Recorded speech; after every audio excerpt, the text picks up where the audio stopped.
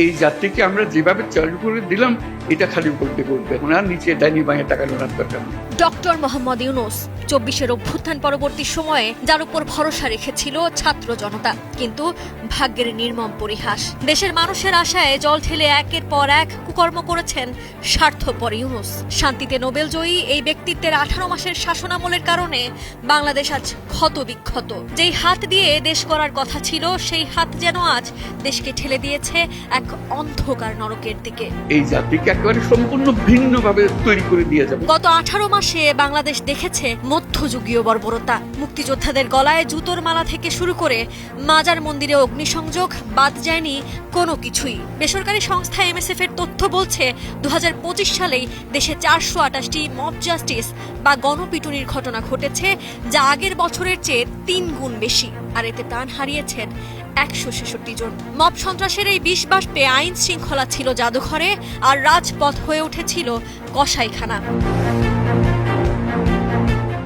গণতন্ত্রের কথা বলে ক্ষমতায় আসা এই সরকারের আমলে রাজনৈতিক সহিংসতায় প্রাণ হারিয়েছেন ১৩৩ জন, আহত ৭,৫০০-এরও বেশি। আর এখানেই শেষ নয়, তথ্যের টুটি চেপে ধরতে ৫৩৯ জন সাংবাদিক শিকার হয়েছেন মামলা ও নির্যাতনের। পুলিশ সদর দপ্তরের হিসাব বলছে মাত্র ১৩ মাসে প্রায় ৪০,০০০ অপরাধমূলক মামলা হয়েছে, অর্থাৎ প্রতিদিন গড়ে ৭২টি করে লোমহর্ষক অপরাধ ঘটেছে এই মুক্ত বাংলাদেশে।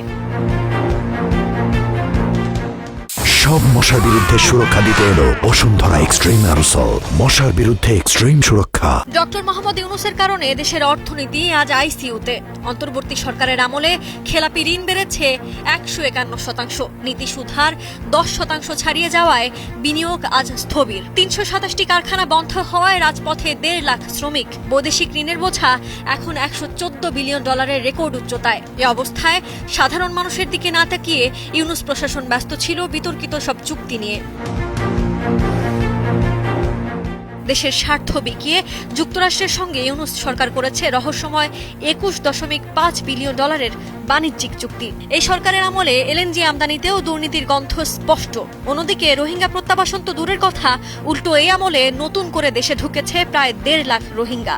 যে অবস্থায় জাতীয় সার্বভৌমত্ব গভীর সংকটের মুখে পড়েছিল, সেই সময়ে ব্যবসায়ী বা উদ্যোক্তাদের সঙ্গে একবারের জন্যও বসার প্রয়োজন মনে করেননি এই অন্তর্বর্তীকালীন প্রধান। খোদ প্রধানমন্ত্রী তারেক রহমানও সংসদে দাঁড়িয়ে বলেছেন, দেশে দারিদ্র্য কমেনি বরং বেড়েছে। বড় বড় মেগা প্রজেক্টগুলো বন্ধ করে দেশকে পিছিয়ে দেওয়া হয়েছে কয়েক দশক। যে মানুষটির হাত ধরে বিশ্বজয়ের স্বপ্ন দেখেছিল দেশ, আজ তার অবহেলা আর অদক্ষতায় দেশ যেন এক বিশাল কারাগারে পরিণত হয়েছে। এখন প্রশ্ন, ১৮ মাসের এই শনির দশা থেকে মুক্তির পথ কোথায়? বাংলাদেশ কতদিনে আবার ঘুরে দাঁড়াতে পারবে?